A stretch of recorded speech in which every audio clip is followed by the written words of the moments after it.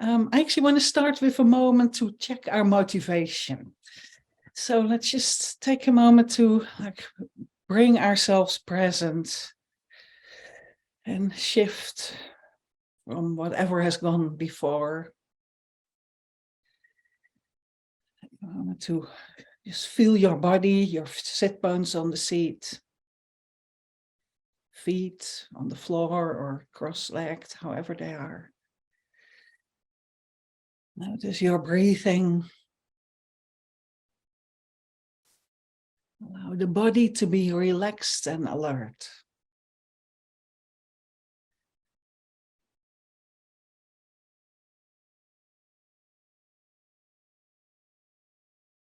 So let's all check our minds. Allowing our mind to be relaxed and alert.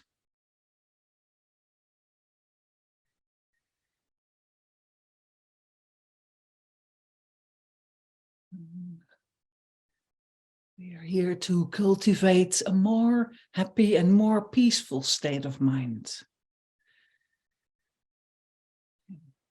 To do that, it helps to actually notice our mind. So let's just check for a moment the state of our mind at this moment. Any thoughts going on? Feelings? Perceptions? Just notice them without needing to do anything with them.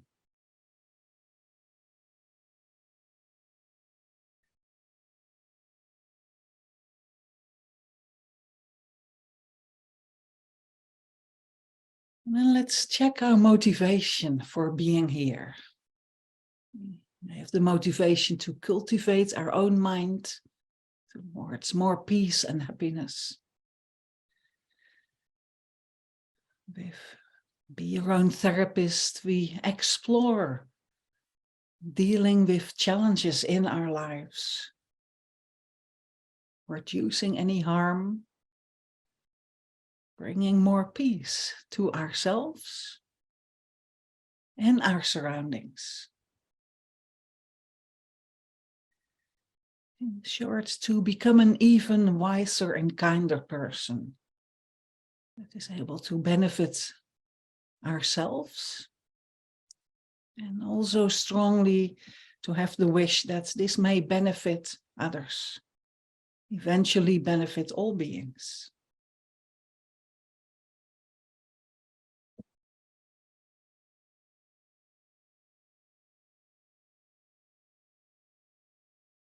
Let's bring that motivation with us. We return our attention to the here and now in our group.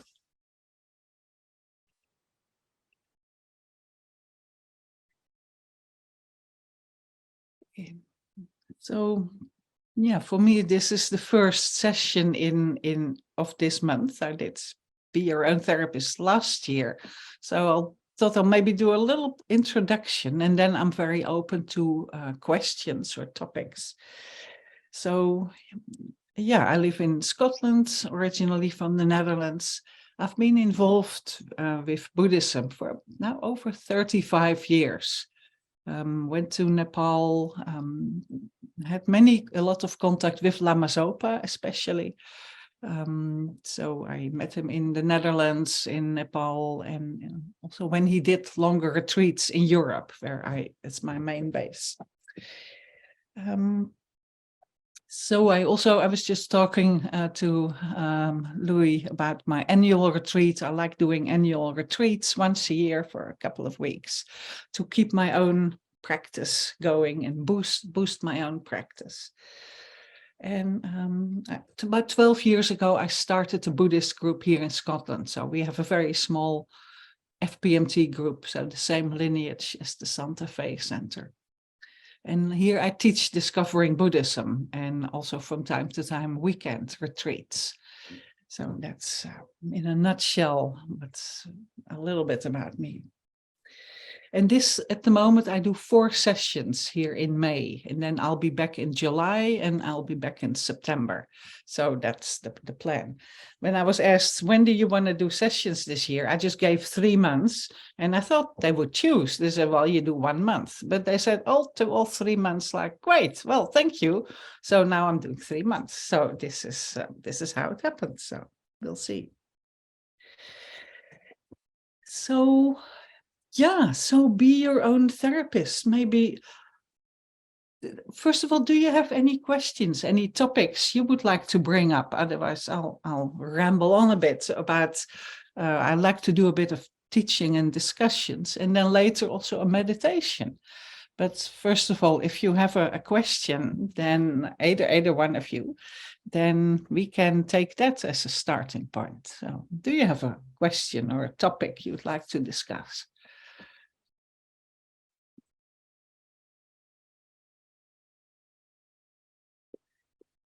Then feel free to unmute yourself. And yes. Yeah, I have a personal question for you. When you first started meditating, just privately on your own, maybe, how long was it before you attempted your first retreat? Because, you know, a lot of people, they'll do 20, 30 minutes meditating, and it's kind of okay. And then the thought of actually sitting for hours somewhere without losing your mind, there has to be a point where you feel ready for that. Yes. Okay, my story. My story is a bit, you know, everyone has their own story. I learned a little bit of meditation in Amsterdam, where I lived. So there was a meditation center from another lineage, and I just went there once a week. So I learned a little bit there. And then I went to Kopan to do a 1 week course, followed by a 3-day retreat. Now that was a Lam Rim course. So that was a course with a lot of teachings of the Lam Rim, the gradual path to enlightenment. So a lot of teachings about how wonderful it is to be alive, and we need to make good use of our lives, about karma. What is karma? How does it work?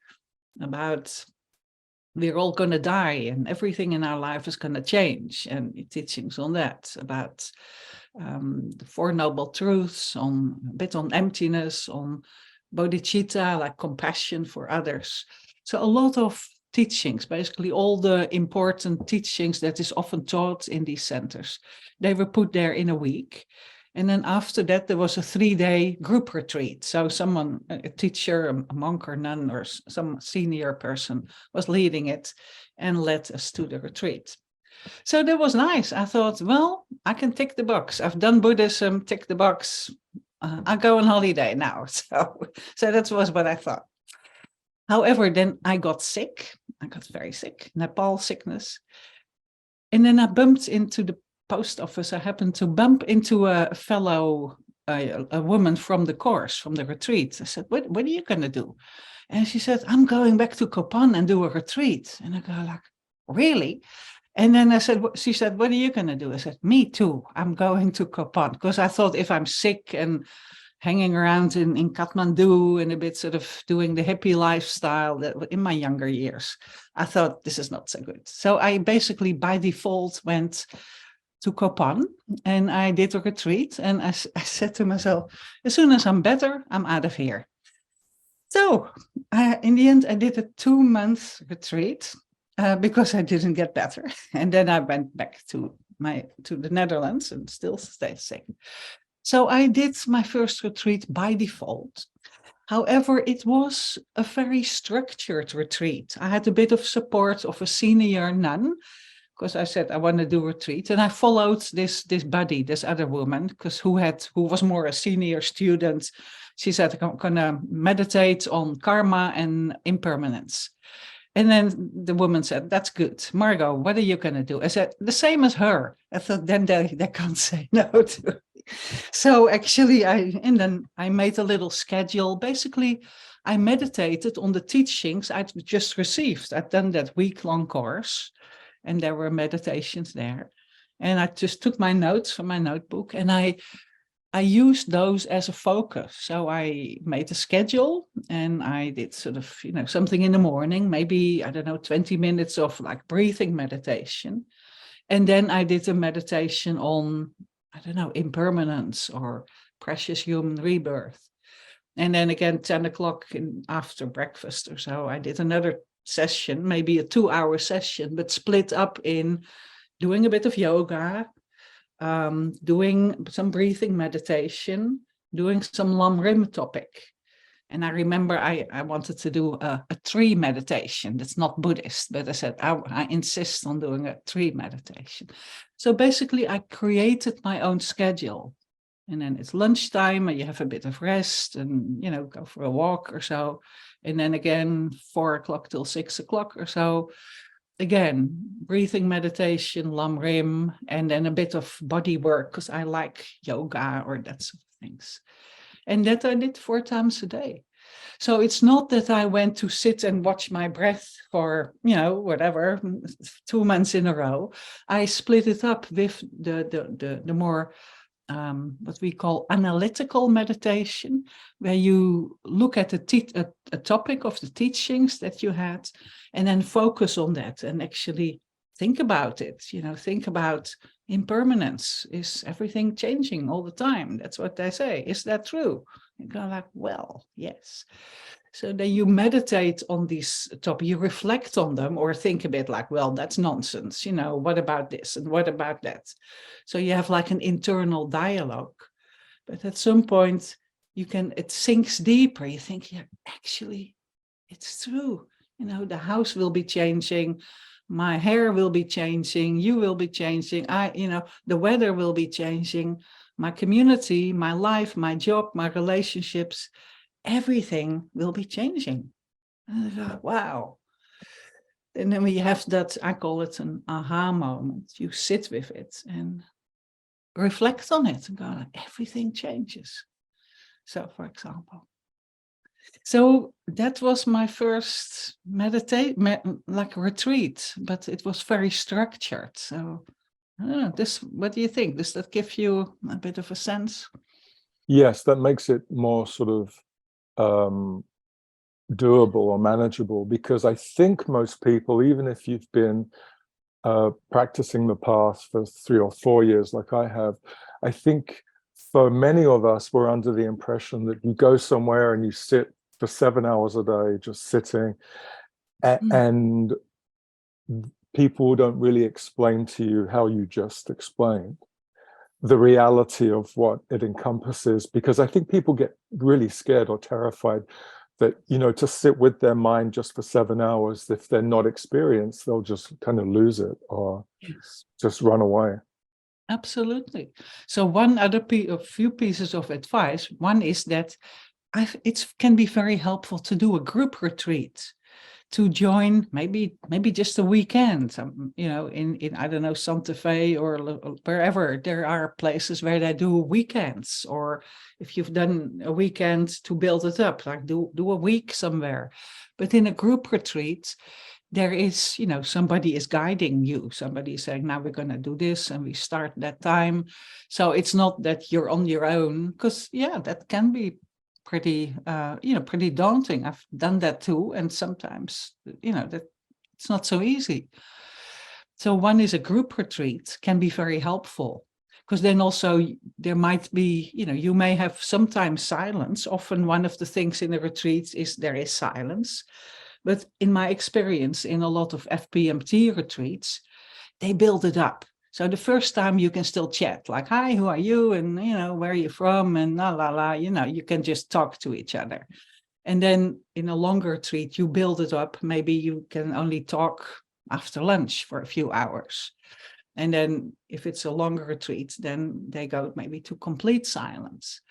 Or not, but there is usually, it's like a build up, because if you go from like a hectic, busy lifestyle with jobs or relationships or, just busy life towards nothing, that is very hard.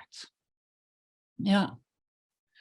And if you do a solitary retreat on your own, I had some advice from, because I did that. I went to the south of Spain, to Össeling, that is here in Europe, the south of Spain, very beautiful in the mountains, perfect conditions. It's you have your own cave cabin.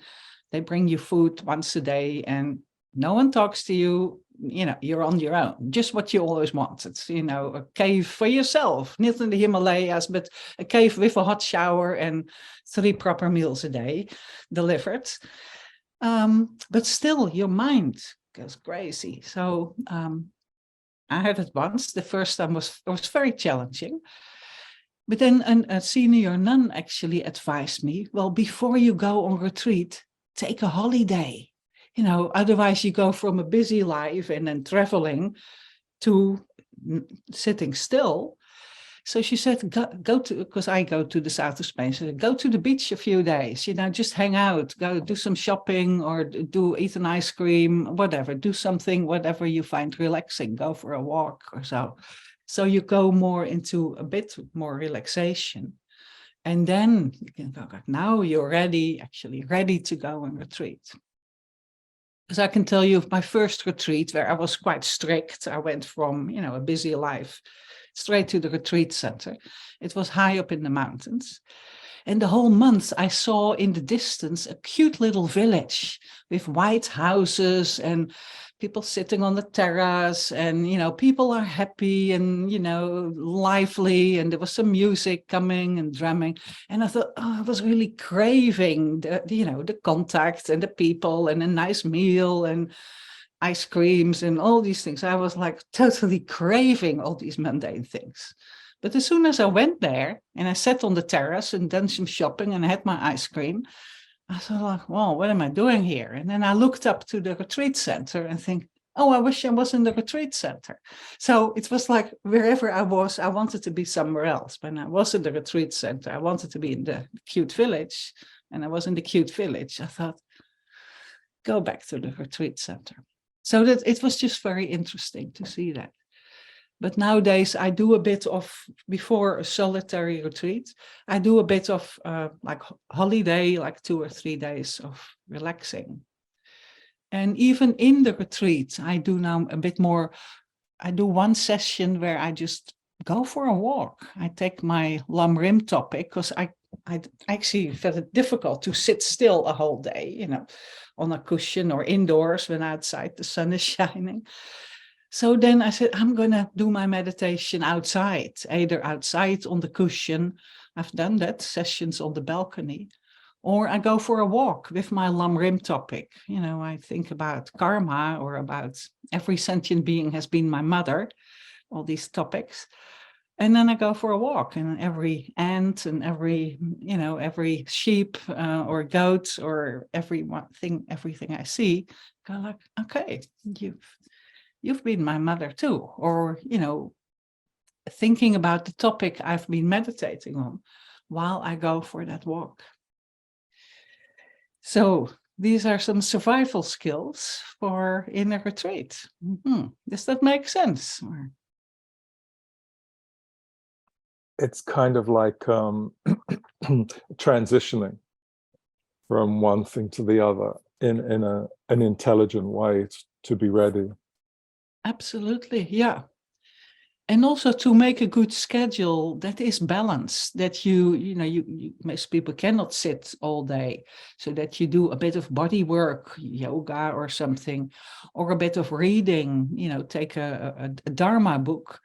I sometimes do biographies of yogis or yoginis or holy beings.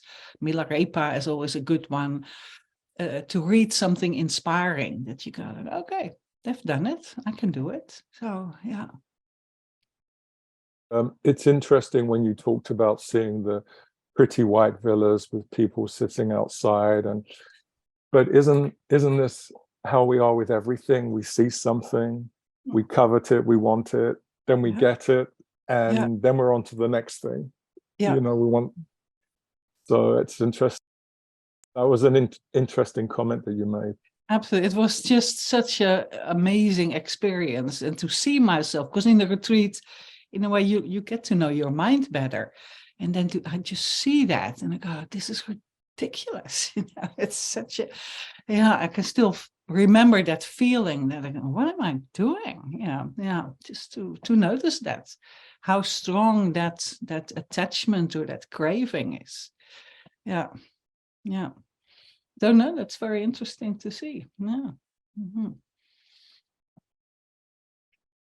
Yeah. Is that something you are aware of?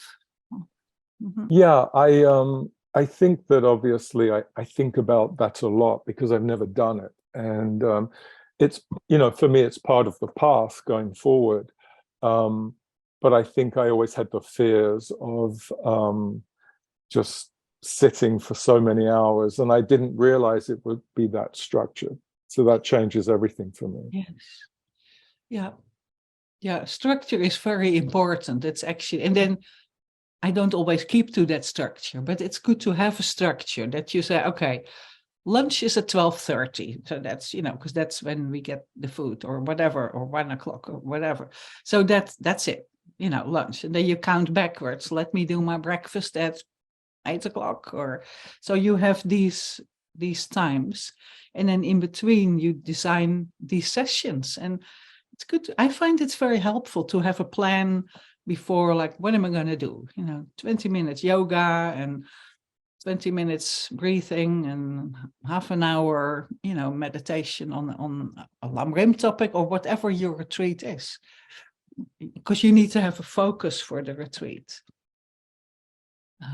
And that is good to do that, to identify before. And so if you do courses, then you can take one of the topics of the courses that you do as your retreat topic to actually focus. Because otherwise you sit there and go, what shall I meditate on now? Shall I do loving kindness or shall I do breathing? And then you spend 20 minutes deciding. So it helps to have a structure. Yeah. Mm-hmm. And to also, make it balanced. Mm-hmm. So This was very helpful for me too. Oh, good. I can't imagine doing breath meditation for longer than 20 minutes. That's my maximum. Absolutely. So it's nice to know that it takes away all the fear of. I've never been on a retreat either, so it takes away. It takes away the reluctance. Yeah. No, it's and the retreat. I love doing retreats, and I've had also all these huge difficulties. So I've learned a lot. One of my teachers is like Paula Chichester. So we just mentioned her, and because she has done 8 years of retreat. My longest was, I think, 3 months, but there was a group retreat. But she has done 8 years on her own, or mostly on her own. But when I speak to people who have done even like 3 or 4 or 8 year long retreats, they all have their ways to make it work. So I remember once hearing from someone who did like 3 year or 4 year long retreat. But once every 2 weeks, they went for a walk with someone else on retreat. And I go like, wow. So, once every 2 weeks, you have someone to talk to. So that makes it a little bit more doable. So, and again, I'm a great fan of a group retreats, because there are, a lot of places where they do that. And then actually there is more structure, and also a sense of like, we do this together. So for me, the longest was like a 3 months Vajrasattva retreat. So it's a purification retreat. It's one of the classic or standard retreats, also in FBMT, in many Buddhist lineages, where you work more with mantra and visualization. So you have 4 sessions a day, and each session has its own structure. You follow a meditation outline with prayers and motivation and offerings, and then you do the mantra for a long time and the visualization. And we were in a group and we actually took turns leading the session. So, okay, first of all, it's your turn, and then it's my turn, and then it's your turn to actually lead the session. So that was quite something. And then also we had part-time silence. So we had, I think, silence until lunchtime. And then from lunch until 5 o'clock, we could talk. So over lunch or the tea break, we could talk to each other. And it was a 3-month retreat. And the second month was in complete silence. So we had been building up to that. So that, complete silence. Although we had to go to the visa office in the middle. So it was a bit, uncomfortable. But there you go. But I remember after a month of complete silence, we could talk again, like a tea break time or so, we could talk. But I remember looking at each other. What do you need to talk about? It was this long silence, and then at some point it kicked in again and we started chatting, but there was this like, well, what is there to say? So it was a very interesting experience again. Yeah. So I can highly recommend it, and find ways to do it. And if you can have a group retreat, the Santa Fe Center, do they do group retreats? Or Lou, you know that? You're muted, Lou. Since November. I've only been here since November, and I've only been doing the online stuff for about a year and a half. Yeah. But I do know they have weekend intensives. Right. Where it might be like from 10 to 12, a lunch break, and then from like 1 to 3. And it's all structured with teaching and then meditation and stuff. But I've never been on a retreat where that you're talking about. It's like all weekend or, because if you're not at the center, you just go home afterwards. So. Yes. Yeah. I think in your area, or roughly your area, there is Vajrapani Retreat Center. That is also an FPMT center. That is roughly that part of the world. Mm-hmm. And I think they do more longer retreats, or I've been there on a 3-week retreat. So then you get a room or a dormitory or a single room, and you can do a longer retreat there. I know there are a lot of retreat centers in California and Colorado, and Right. in this whole general area. It's just I've never ventured outside of Santa Fe. So okay, no, but it's worth checking out. Or if you're because Brian, you asked about doing retreats, you might, if you're interested, you check out Vajrapani, and that, because that's also an FPMT center, and there probably might be other centers where they. Yeah, I know that Land of the Medicine Buddha. Yeah. Up in Santa Cruz, now that they're open again and they have accommodation, I know that they're planning many more retreats. So I get the news feed from them as well. Great. Yes. Yeah. Mm-hmm. It's just surprising that living in a city as huge as Los Angeles, that we don't have an FPMT center. I find it very interesting, especially that, living in LA, so many people would be open to that, of all places.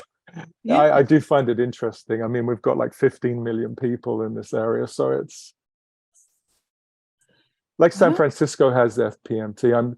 I'm just shocked that there is nothing here in LA. It's very interesting. Yes, that's true. I didn't know that. Yeah. Wow. Yeah. Yeah. Well, even that can change at some point. But that's interesting to see. Yeah. And I just wanted to comment. It was very interesting when you talked about how everything changes, and we all know nothing is permanent. I've lived here for 33 years. And when my parents were alive, I used to go back to London all the time. And when you frequently go somewhere, you don't really see the change as much. I hadn't been back for 7 years, and last week I was there for a week. Right.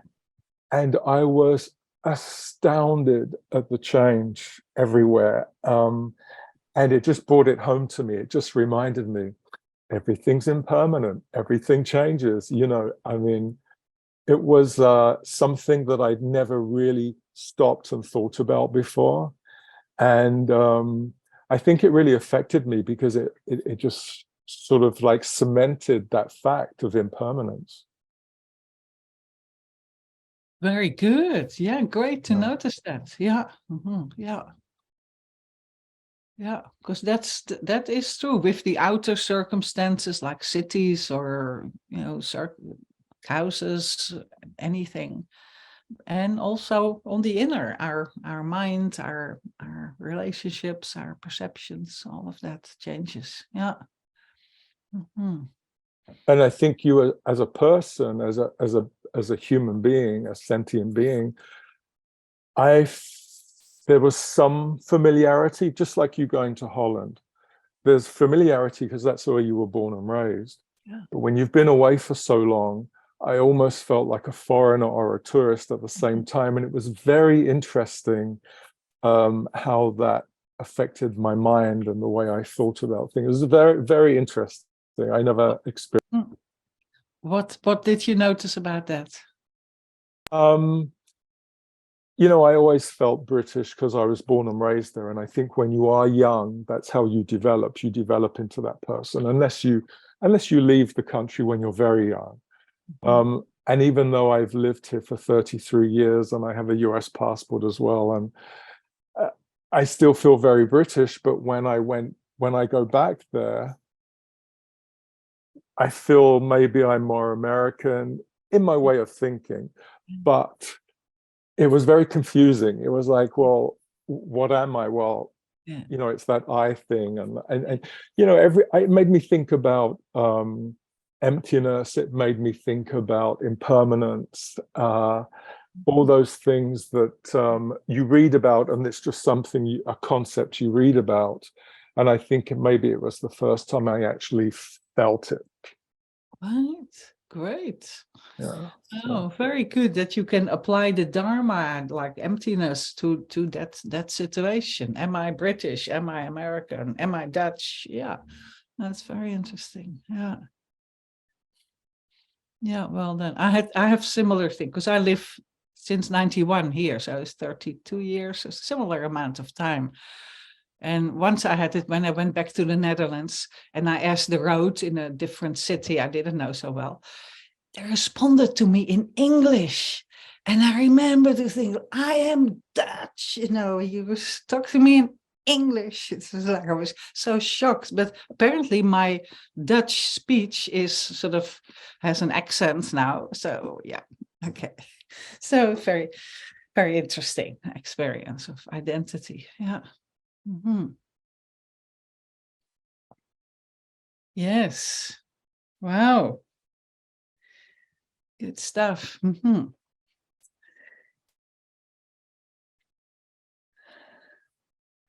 May I ask another question? Yeah, sure, absolutely. Yeah. As lay people, none of us are ordained, I think. Right. Yes.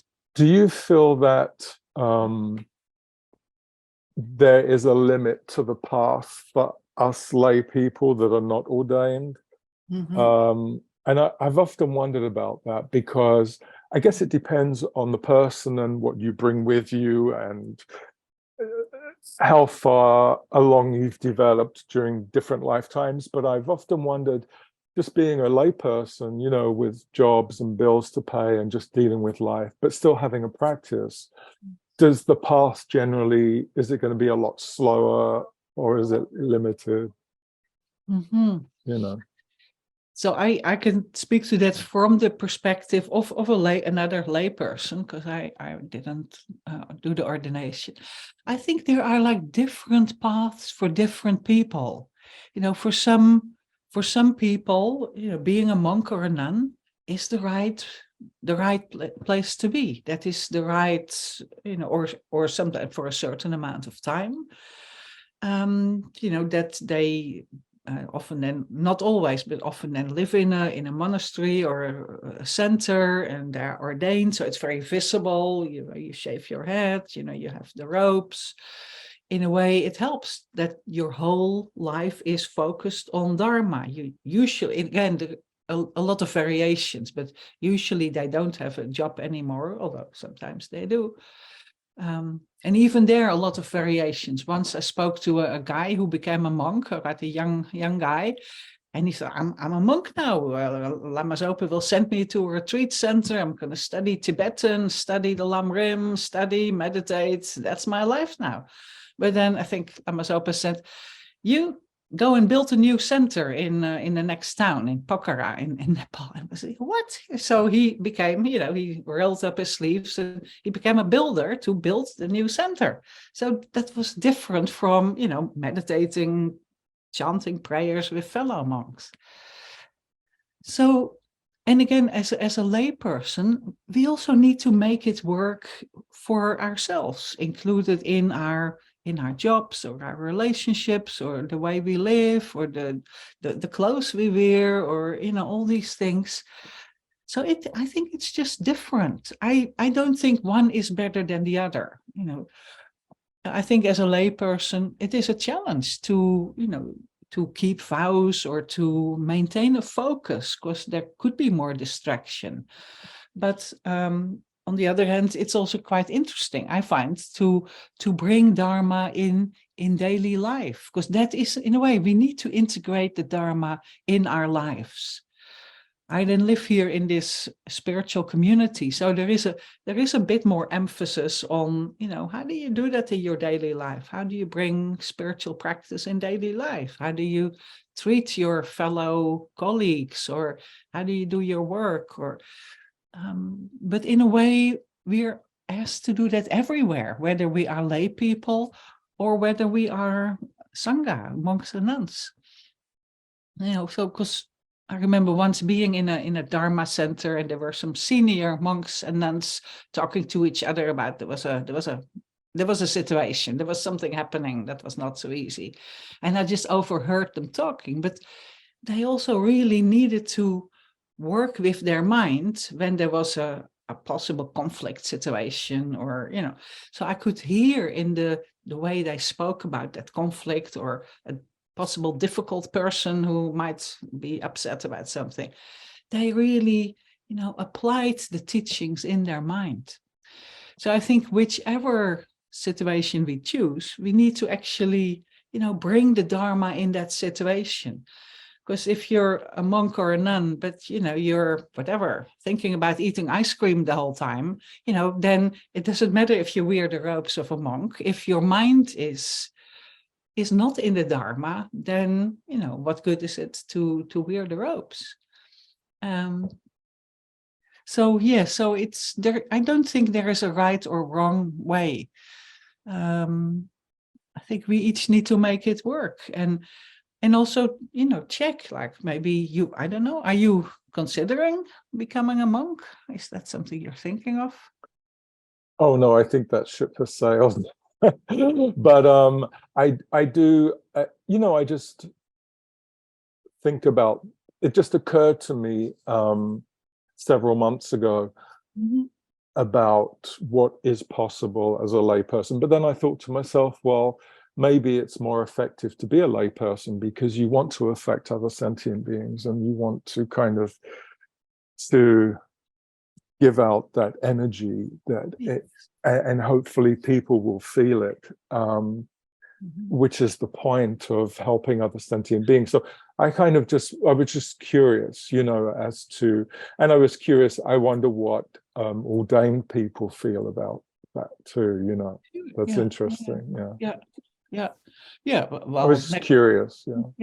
Next time you ask them, because also in the ordained world, there are, of course, a lot of differences, and people, some of them live in monasteries, like I know here in France nearby, there is Nalanda monastery. That's a group of monks living together, so that has its own dynamic. But others live more on their own, without monks and nuns around them. So they might live in a city by themselves in an apartment and, surrounded by, non-Dharma people. So that's, again, is different.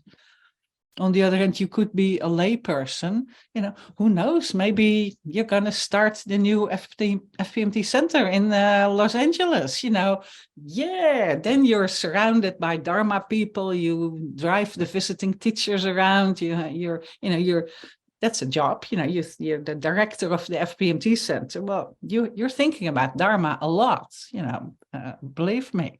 I mean, I have just my little group here, and that, that's already quite a, it has a focus. So if you're an FPMT, if you're involved with the Dharma also as a layperson, that can also be very powerful. So, and it just makes me remember that whether you're lay or ordained, this is still samsara. There's still going to be drama, even if you're in even I think for people living in a center, and you think, oh, well, you're all Buddhist, so you should be beyond all that. But it's like, no, this is still samsara, and there's still drama. Absolutely, because people are human, and that's that doesn't go away. I once had the privilege. I was invited by Nalanda. That's the Buddhist monastery, so a group of monks living there, and also the Buddhist lay center, more a French-speaking lay center. I went there to do a Buddhist practice, to make tsatsas. But when I told people I was from Findhorn, like 3 people in a row had the same question, like, you come from Findhorn, how do you deal with conflicts? And I go like, and then the next, exactly the same. Oh, how do you deal with conflicts? So I went, what's going on? And then, because I was a bit of an outsider there, everybody started to talk to me what was going on according to them. So the result was also the directors of these 2 centers, they then invited me to do some team building, because here in Findhorn we have done a lot of team building and doing communication skills, doing like, how do you talk to each other? How do you live in a center? How do you talk to each other when there are conflicts, when there are difficulties? Like, on the one hand, there is the Dharma that can help, and that is extremely powerful.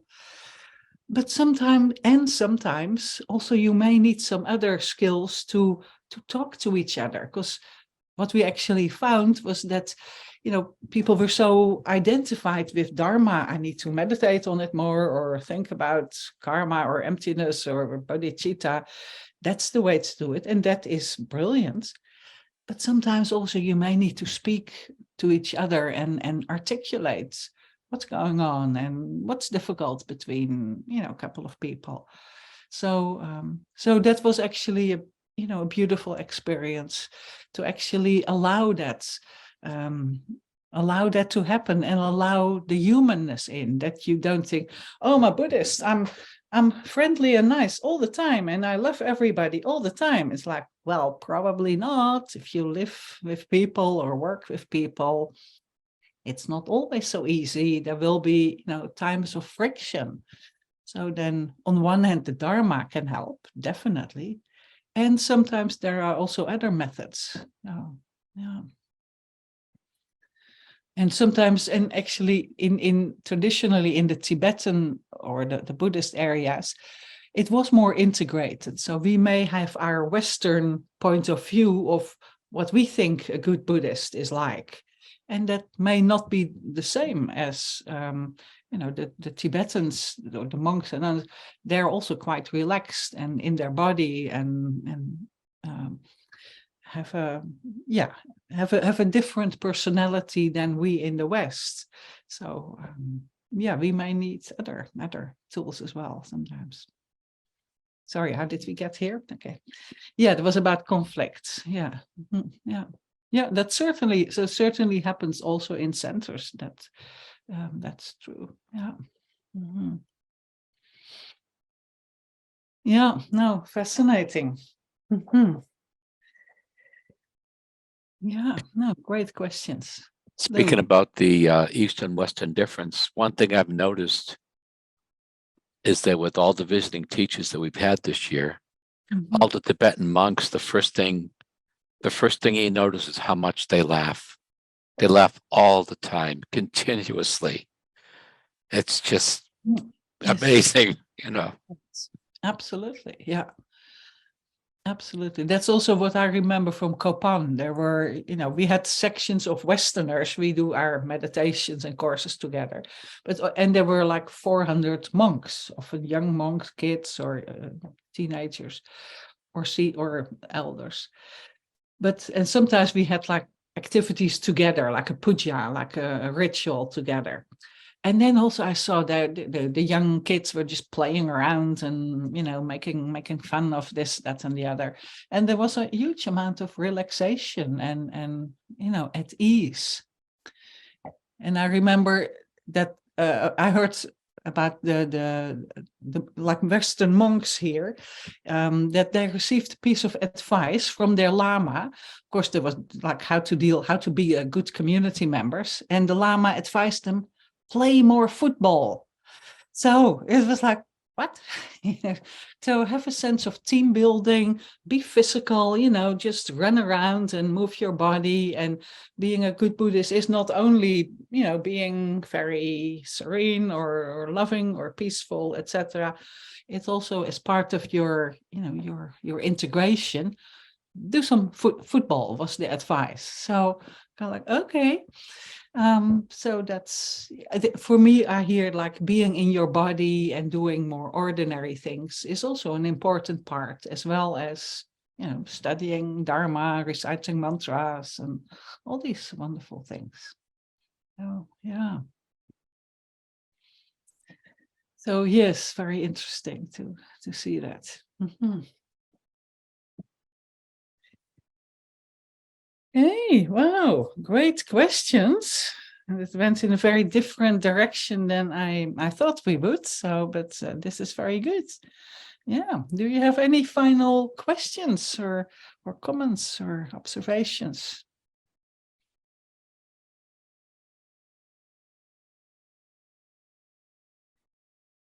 So maybe we take a moment. I wanted to do a little exercise. So maybe we take the last few minutes just to reflect a little on that.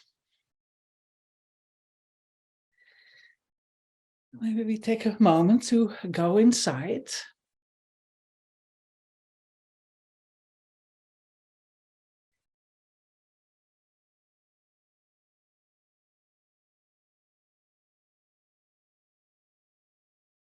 As we've been discussing benefits of Dharma and integrating it in our lives.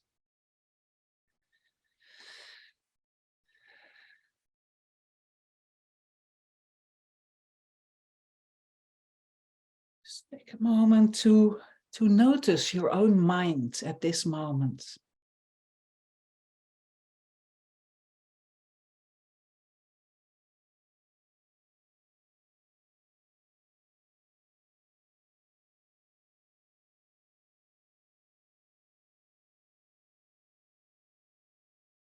As we also discussed conflicts, is there a current conflict situation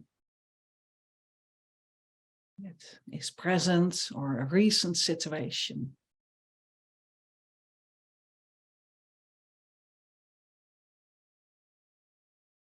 Just remember one situation.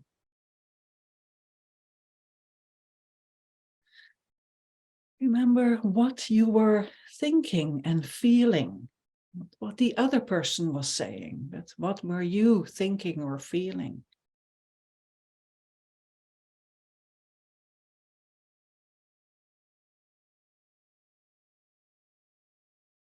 How did you describe that conflict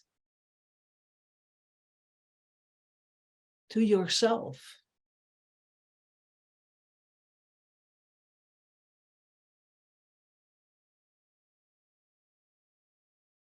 And then check how your attitudes may have affected what you said or did in the situation, how you responded.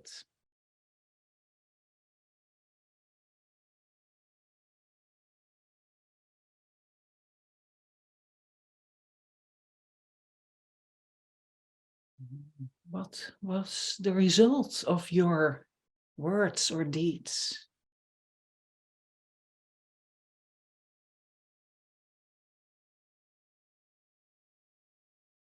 And also check, was the view of your own view of that situation, was that realistic? And you see all sides of that situation. Were you seeing it through the eyes of I and me and mine?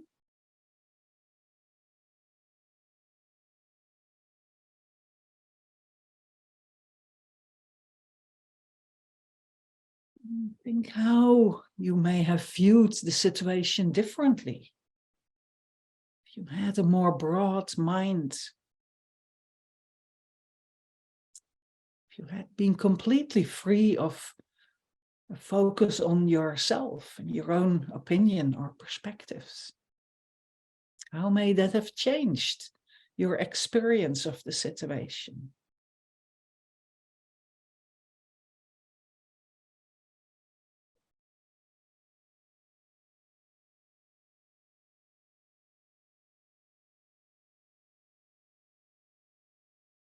Then make the conclusion to be aware of how you interpret events that happen to you, to cultivate a beneficial and realistic way to look at them.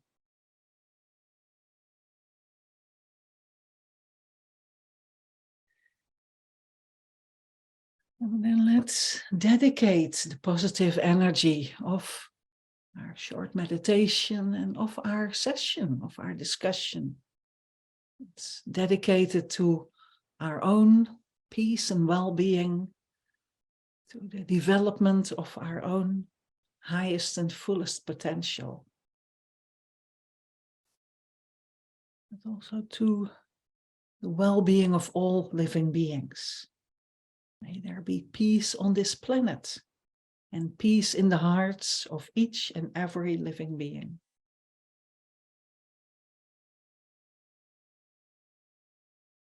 Thank you.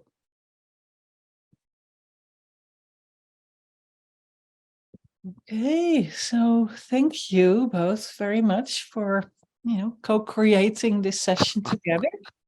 And well, I look forward to see you. I'll be here again next week at the same time. So I'll look forward to see you then. So much. Thank you.